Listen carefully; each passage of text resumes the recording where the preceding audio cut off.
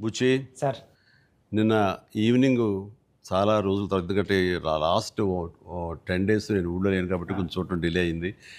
And వచ్చిన తర్వాత నిన్న వేయించుకొని చూసిన తర్వాత ఆ, ఇది సినిమా కాదు, ఒక జీవితంలో డౌన్ ట్రాడన్ పీపుల్ వాళ్ళ సఫరింగ్ అని ఒక జర్నీలా చేయించావు. సార్. మాకు పెద్ద ప్రపంచాన్ని చూపించినట్లుగా అనిపించింది నేను చూస్తున్నంతసేపు.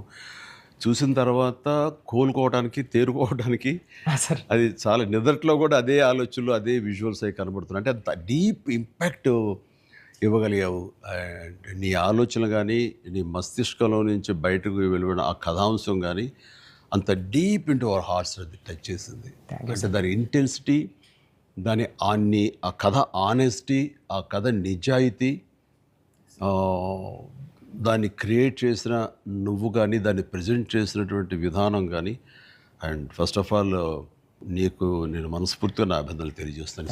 అంటే అది ఒక ఊరి సమస్యగా మొదలైన పోను పోను పోను అది యూనివర్సల్ అయిపోయింది. అది నేషనల్ లెవెల్కి వెళ్ళిపోయి మన భారతదేశం యొక్క ఆవశ్యకత ఏంటి, దాని ప్రభుత్వాలు ఈ స్పోర్ట్స్ పర్సన్స్ని ఎంకరేజ్ చేయటంలో వాళ్ళ బాధ్యత ఏంటి అని తెలియచెప్పినటువంటి ఇది.